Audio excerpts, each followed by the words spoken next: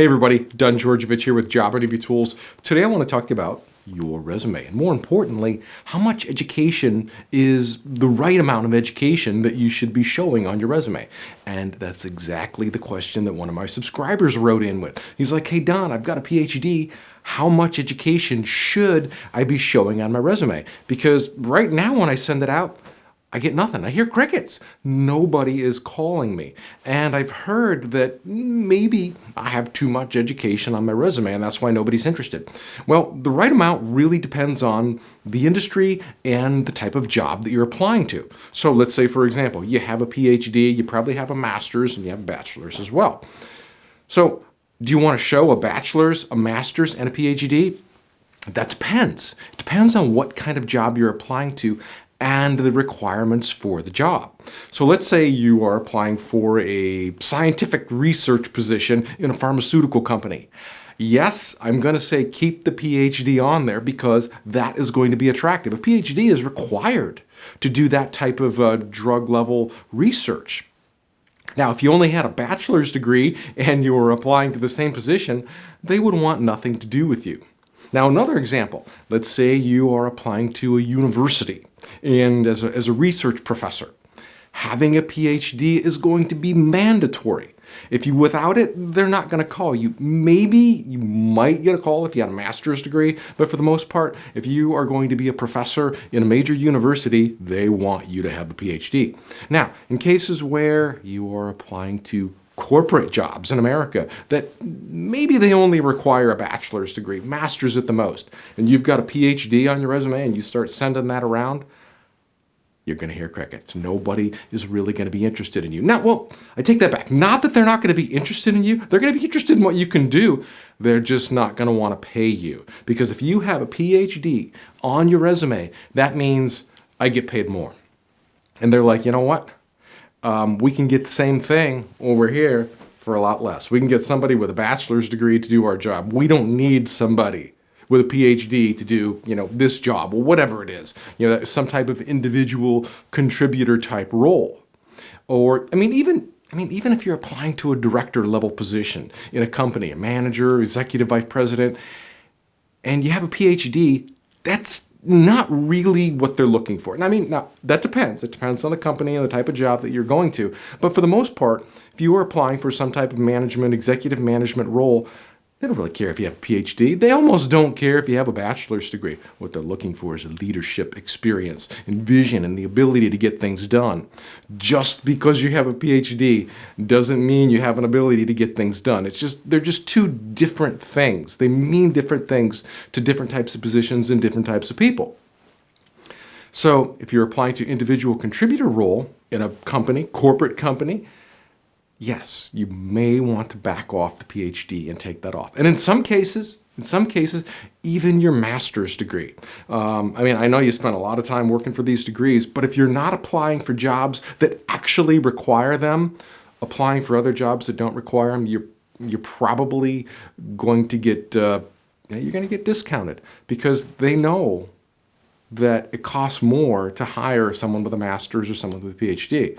So and if the job doesn't qualify for or doesn't call for that type of education, they're basically overpaying for somebody. So let's just say, for example, you do have a PhD and you're going in for an individual contributor role where they only require a bachelor's or a master's.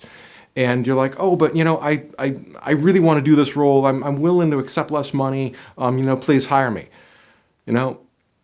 And you can get me on sale, so to speak. You can get me at a deal. I'll do this job for less. Now, if you think about it, that's a great position to put yourself in.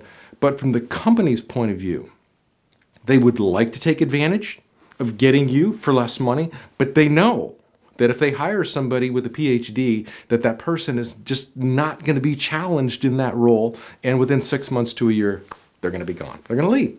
So the company is basically wasting their time by hiring somebody with a PhD for a job that doesn't require it. Here's what you can do. Test it. Test the market.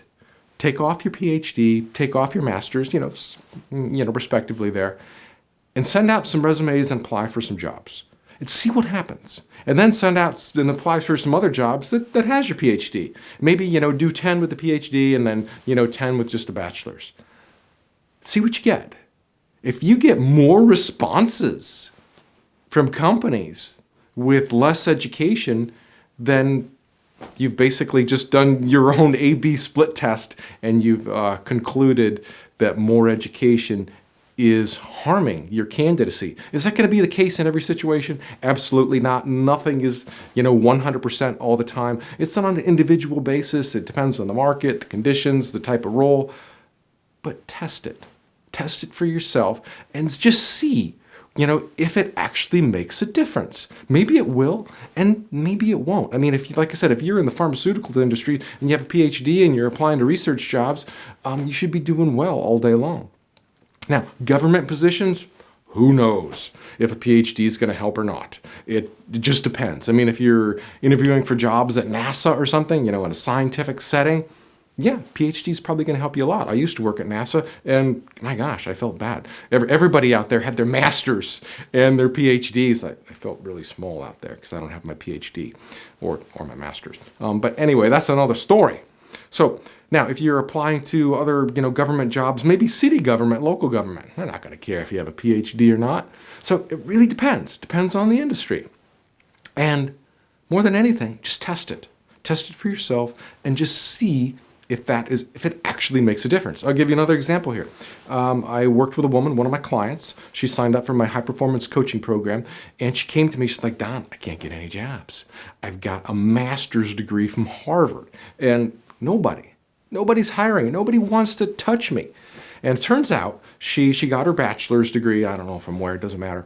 But she worked at Harvard. She was actually an employee at Harvard. So they gave her free tuition while she was there. So she was able to get her master's degree in part-time. So after she left Harvard and she went to search for jobs on the open market, and she put her master's degree on there, nobody would touch her. Nobody. Because they know that a master's degree from Harvard costs a lot of money, and it's going to cost them a lot of money in salary and benefits. And there's other people out there on the market that can do the same job that are a lot less expensive. So in her case, her master's degree was doing her a great disservice. It was keeping her from all kinds of jobs. And I told her, I says, just as a test, just take it off. Just take it off and just send out a few resumes, see what happens. Bam. She got an interview with Home Depot corporate, which is actually where she wanted to be. And she got a job in the human resources department, and bam, she slid right in. No master's degree. Now, some people might say, well, isn't that lying? Well, no, it's not lying. A resume is not a confession. You do not have to list everything on your resume, every job, every piece of education that you've done in your life. A resume is selective. It's your choice. It's your choice what you want to present to an employer. It's as simple as that. It's not lying. Omission of skills and experience and education is not a lie.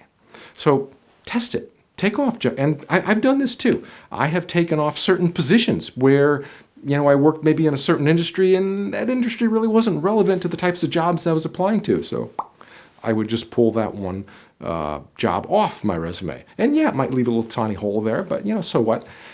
But I was trying to create a resume that was more relevant to the industry and the types of positions that I was applying to. And that's really what you want to do in the end.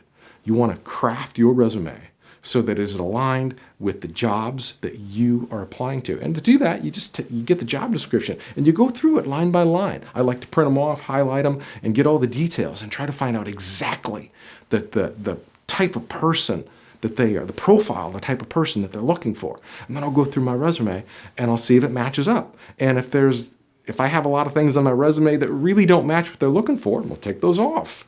And I'll just put things that are relevant, things that are true. I mean, don't make anything up. But you want your resume to be a reflection of the job description. And granted, if you're like most people, you have a whole bunch of experience, and some of it may just be scattered about. So you pick and choose the experience that you want to present to an employer so that you look like a match.